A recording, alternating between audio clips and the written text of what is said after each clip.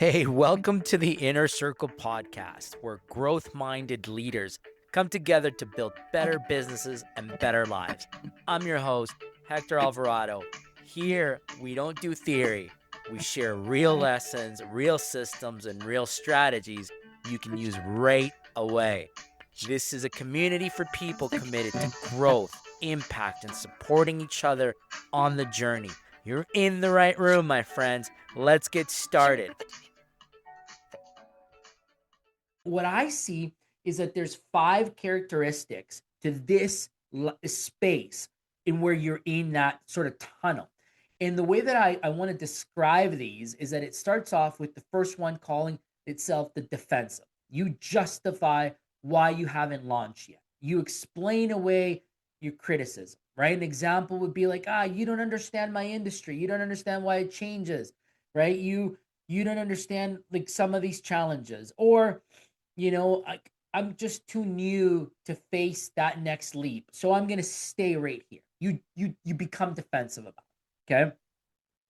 And this is when you then, after you get past that piece, you start to go into the insecure section, and that's the imposter syndrome kicks in, where you compare yourself to everyone, right? Who am I to change premium prices? Why would I do that? Like I'm too new to charge more, right? And you become affected by others' opinions, right? Like that one I see quite often. And you change direction based on comments, based on people's opinions, and you avoid visibility to prevent judgment. Like I've seen this. You delete your post, right? You delete your post because of 2 negative comments. We've all been in that sort of insecure phase. People give me advice on business that they've never owned a business in their life. And I'm like, why would you comment? Like, who are you to comment on this? You've never lived through it. You've never ran a business. You've never had more than one person reporting to you. Why would you be telling me how to lead others? Right. So these are the type of situations that we get impacted by and then retract. The third one is the excuses, reasons disguised as obstacles. And the economy's bad. Like it's the bad time to do it. The rates are going to go up. You shouldn't buy houses right now, right? The rates have gone down. Maybe I'll wait again. It doesn't matter. It never sounds like it's a good time to do anything, right? I don't have enough followers yet, so I'm not going to post. Well, how are you going to get followers if you don't post, right? You always find these types of reasons to why you become easily discouraged is the next one, right? One rejection stops you from for weeks. It just pauses you, it freezes you. I've seen this so many times. You interpret like one rejection as permanent or one negative feedback. Somebody may tell you, you know, your call last week just didn't resonate with me. Well, maybe it didn't resonate with you, but it resonated with 100,000 other people. So I'm not going to change my structure because it didn't resonate with Bob, because Bob knows it all, right? Like that's just not how it goes. And so don't become easily discouraged by one bad comment, one failed pitch, right? It just doesn't become that way. And here is the fifth one, and that's when you enter the danger. Now, danger equals actual physical threat to your safety or survival. Now, fear equals emotional discomfort that won't actually hurt you. So, launching an imperfect product equals fear, not like that it's going to kill you. So you see the difference? You can't really call it danger when it's not dangerous. It's not going to kill you. It may sting, it may hurt your bank account a little bit. It might even kill you, it'll hurt your ego a little bit, right? Like just a little bit. But like it won't physically harm you, And so understanding that that's the other component of it and how you overcome this. So let me share a case study. Again, I'm going to go back to Elon Musk, right? Back to 2008, both companies near bankruptcy. And he knew his personal fortune was gone. It was gone. Like he was living on borrowed money, right? Public, mockery. People were making fun of him. He was being talked about in not so great light at that point. But during that crisis, how did he move through it? He invested in his last $40 million. He split it between both companies. He didn't defend it. He just kept building, right? He built another SpaceX launch, succeeded by December 2008. Tesla got the loan that it needed 1 week before bankruptcy, ignored every single critic, focused on problem solving. And the result, again, Tesla's now $600 billion in the market. SpaceX, first private company, in that space, revolutionized it, right? Fear didn't go away. He acted despite it. Now, another real story, Willy's Trucking, okay? Willy will share this, and I'll share it with everybody. Weeks for it to close. Like bankers coming in, about to take the loans out, literally about to leave the company with no money for survival. But belief in the system, belief in what was being implemented, and the ability to show that the work was being done completely turned that conversation around months after, allowed the loans to continue, allowed the investment to continue to be applied, allowed for a very successful final exit at the point of it. Takeaway, Willy didn't get stuck through that fear zone. He pushed through it and truly went through the horrific nightmare that would have been living at that stage, but did not pull back, did not retreat, just kept believing in himself and in the team around him, right? And in the company, believing in the product. And I think that's where a lot of people get to go, forget to really put that focus and energy on. They instead put the energy on the naysayers, that won't work, that this is the reason it's going to fail, right? That's not what he did. So he pushed forward. Now, how did he do it? Because he had a system. He knew that it was going to work out. He believed in the system that it would work out. And that's the same thing that Elon Musk had, is he didn't just gamble on it. He understood what was happening behind the scenes and how his people and his teams were working on implementing game-changing ideas. So smart, strategic information will help you get through this fear zone and help you get through the naysayers, right? So another example here that I want to touch on is around our favorite fried chicken guy, right? KFC. We've all seen this. This guy was Colonel Sanders, was like, I don't know, 80 years old. Like he was super old, started at 65, and his restaurants failed and failed and failed, right? All of this while continuing to pitch his recipe, and he had 1,009 rejections before his first yes. He heard no over 1,000 times. And how did he move through it? He treated every no as a data point, not a destiny. So there's another tool and another way to apply some of these rejections and some of these learnings. Take the no's, take the pressure points, and say, what am I learning from this? What is the opportunity to learn from this rejection, from this application, from this no, that I can then turn into a yes? And that resulted now in 18,000 locations worldwide. And when he sold the company, he sold it for $2 million in 1964. Can you imagine that? Like 1964, $2 million has got to be somewhere around like maybe 20 billion today in today's dollars. Like it's crazy amount of money for 1964. So what we'll ask is that, you start to think about actions that you are avoiding.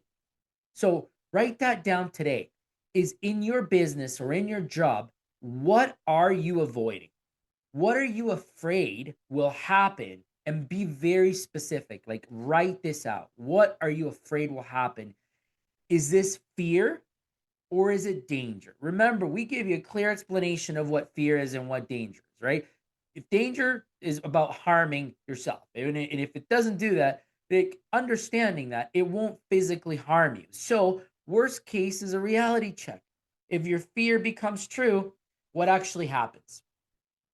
Best case scenario, reality check, you take action, and despite the fear, what could happen then? Like, what if this actually turns out to be a life changing idea, right?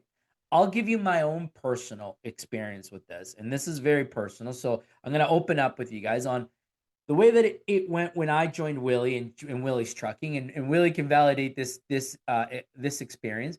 Willy's Trucking, as you know, was struggling financially, right? There was a lot of money that it was struggling with, but Willy was always very generous, and he wanted to pay market rates and sometimes above that to keep good talent. And Willy came to me one year and he says, "Look, like I want to be able to pay you X amount." And we said, "But Willy, like, man, that's a lot of money. Like, I don't think that will work. Like, what about if we just negotiate a share deal where I start to earn some share options here into the company, and I'd like some share equity and have some skin in the game?" And he was like, "Yeah." Like we talked through it, and they were generous enough to make that opportunity for me. I bet on myself. I didn't take the more money.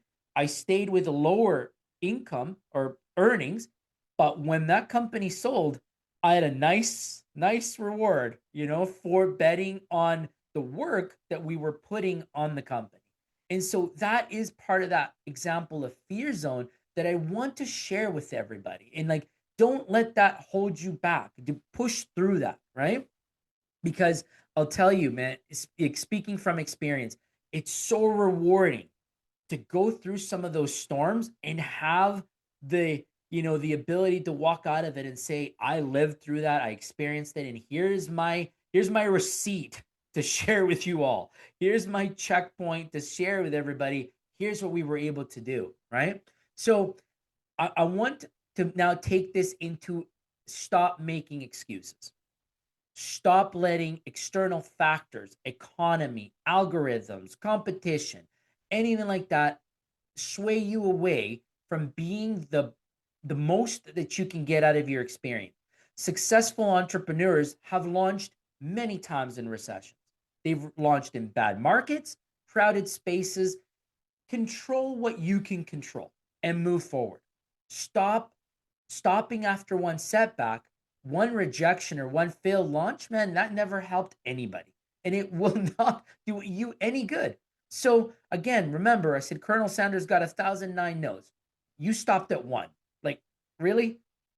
Don't do that to yourself. Keep going, right? Commit to a number and say, okay, I want to see 100 attempts in a week. And if I get no's, that's okay. No big deal. I'm going to keep moving forward. So that's sort of the challenge as we move forward through this today, is understand that some people will keep saying no, but get to the bottom of it. Understand the no and learn from it. What can you take away from each rejection so that the rejection becomes normalized to you and it doesn't become scary anymore? It allows you to take that feeling and that feeling of where you might even internalize, as we said, you might feel like a fraud or you may not be ready. Take that away and stay on the facts as they're being presented to you, right? And set a goal for each of those rejections, not acceptances. Flip the script so it becomes normal. Instead of saying, like, I want 100 acceptances this week, I'll be good. I want to hear 20 rejections that I'm going to learn from. And now you have a KPI that allows you to learn regardless of the outcome. You're going to walk away feeling like you've learned something, and you're going to have a motivator that's going to push you to that whole fear tunnel zone that we talked about, those 5 different stages, right? Now, here's your challenge and commitment. Write this one down. One action. Level 3 out of 10 fear, right? I understand, what is that? Like, what would be your fear level? And in that sort of that frame, say, okay, if I have this come up to me this week, this whatever rejection or this no or this example, being told no. Put a number to it. Did it feel like a 1? Like a number 1 level rejection, low level, not a lot of pain? Or was it a number 10 where it hurt my bank account and it really hurt me? Understand your tolerance, and that's what we're trying to determine through this exercise. Understand your tolerance level through the different rejections and some of the different uh, sort of feedback loops that you're going to get as we progress through this. And once you understand that, you will know what each rejection actually means for you. So as you do this through 5 days, do every single day, document your rejection and put a scale to it. See, that was a number 1. That was a number 3. That was a number 7. That one hurt. And then go back and study each rejection, each no, each negative feedback, each question that you may receive, and say, here's how I'm going to work on closing it. Now you have some framework to and some actions that become real for you to work on. And it's not about thinking, guessing, or feeling anymore. It's about learning. You shift the fear zone and you've now turned it to a learning zone where you'll learn how to problem solve like those multi-billionaires like Jeff Bezos and everyone else. And you're seeking feedback that enables you, again, to go proactively work on what is holding you back, on the perceived held back. And that is what's going to allow you to get and acquire new skills very rapidly. That fear zone taught you to act despite discomfort. The learning zone teaches you what to do with courage and with facts so that your fear, again, was trying to protect you from trying to do something that won't actually hurt you. Your actions here are now going to take you to the next level, and they're going to allow you to travel through that and say, listen, I'm not scared of this. I'm going to start tomorrow despite what my cousin thinks, despite what Bob over there is telling me, despite that I might have 1,000 rejections. It's going to give you the data to say, this is how I'm going to overcome it. It's going to prepare you in thinking proactively of, these might be the 30 rejections I'm going to encounter this week, but that's okay. I'm ready for them. And you'll start to build the armor and the shield that will allow you to travel through that danger zone funnel like a warrior and like you're ready to really action it and win on the other end. So your challenge for this week, again, is quite simple. Through days 1 through 5, continue to write down and scale what is the rejection, what is the impact, and as you number it, work on your highest number pain points. If it's a 10 and it hurts you, what was the learning? How do you avoid it next time? What are the obstacles or challenges that you have to face? Because if one thing is consistent, folks, in everyday life, is that change is going to occur. Change happens around us. Markets change, tools change, businesses change, people change. And as people change, as much as we like to say that they don't change, they do change. And so therefore, we have to be prepared to go through these cyclical areas of fear. And how do we manage that transition, that whole activity zone? And the reality is those of us that are comfortable living in that space will come out of it 9 times out of 10 with clear wins, like the ones that we talked about today. So that's the fear zone. That's how we navigate through it. That's how you identify it, and you know the 5 characteristics of it, and you are not going to be scared the next time, some cyber whatever hero decides to put a negative comment on one of your posts. You're going to decide to break through it. You're going to continue to move forward, and you're not going to let 1,000 rejections stop you, right? You're going to continue to say, no, I know what I'm working towards. I have my goals in mind, and I'm going to push through it. So I'm going to pass it over to Willy, because I know Willy, he lives in this zone a lot more than my personal comfort, but Willy can explain some of that, and I'd love to hear your experience through this danger zone and how you've maneuvered yourself through them, Willie. Yeah, thanks, Hector. That was a great wake-up call here, I think, for me as well. Just power behind that. And I would say, in one way, it's interesting how I have always reacted when I'm in the fear zone. I a lot of times say some people retreat, the next person just goes at it and takes even more action. And I think I'm that person where I just put in into another gear and just plow forward. And so yeah, I've kind of learned that over the years, and it usually is the better way to go instead of retreat. So not in a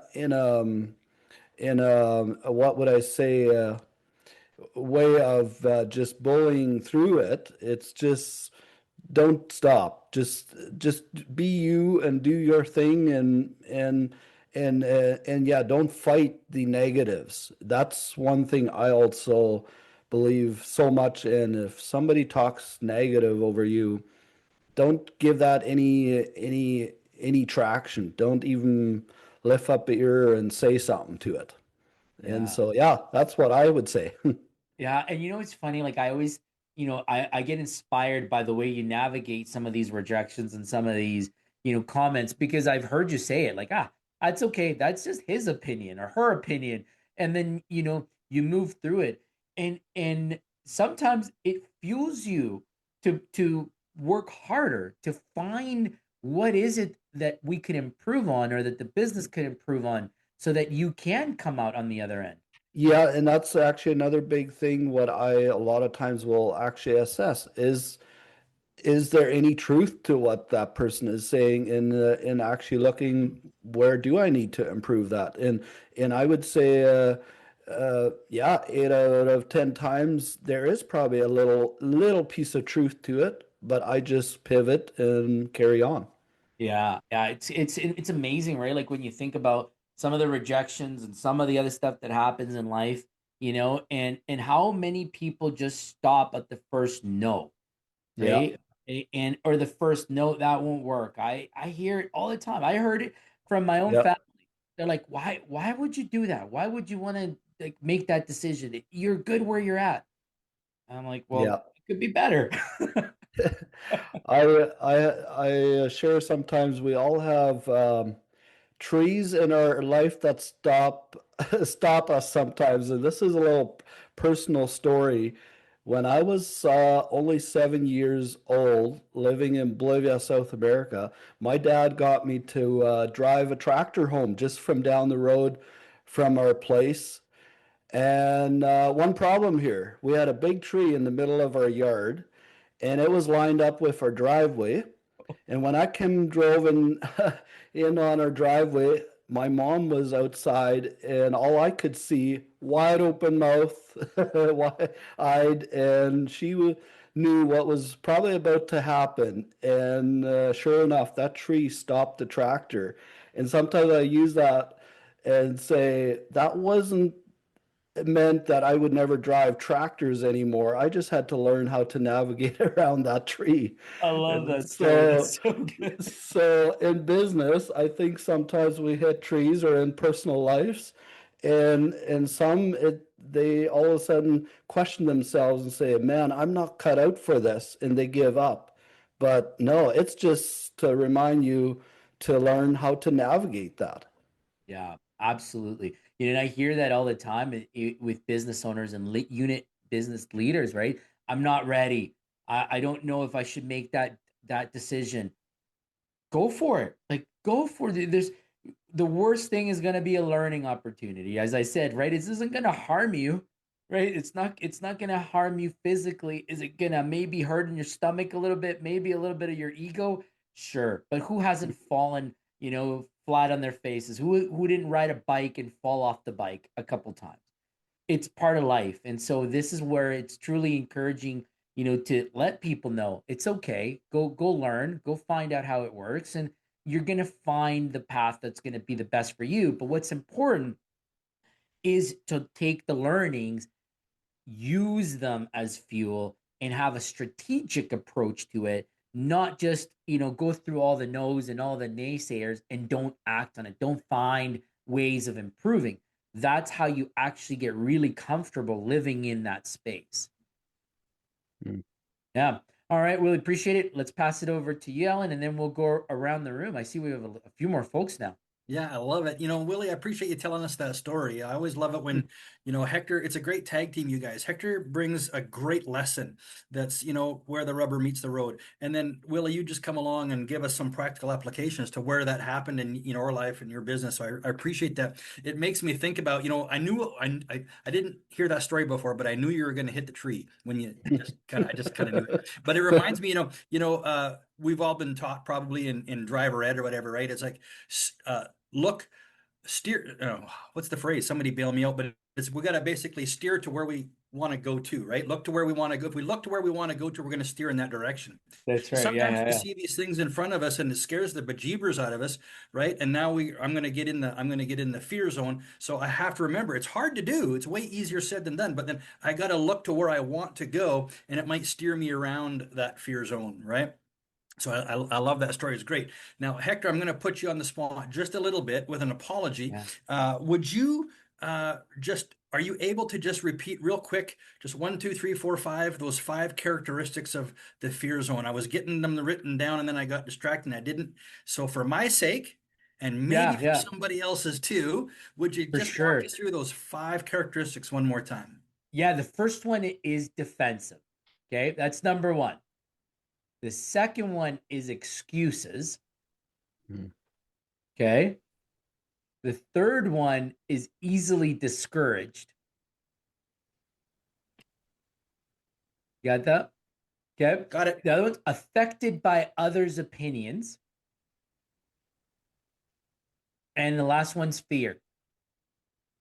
Yeah, so good. So good. And I just to let you know, I am going to ask you to, at the end of the call, to repeat the challenge for this week because it's so good and we got to be able to do that. But you know what I love about this lesson? It doesn't matter if we are, a business owner that has a big team. It doesn't matter if we are a business owner with a little team. It doesn't matter if we are an entrepreneur or a solopreneur with no team. It doesn't even matter if we're not a solopreneur and we're an employee somewhere. This fear zone affects every single one of us. I think as long as you can fog a mirror, you've been in the fear zone and you have a risk of getting back into the fear zone. So it's a great lesson for every single one of us. That's a wrap for today's episode of The Inner Circle.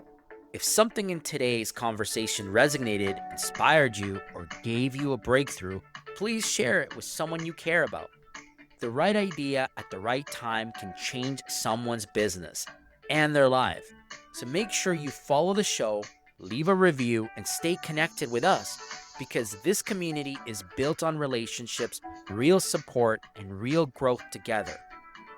Remember that clarity means nothing without action. So choose one insight from today, put it into motion this week, and notice the shift. Thank you for being part of this journey, for showing up for your growth, and for being part of the Inner Circle community. See you in the next episode, and let's keep growing together.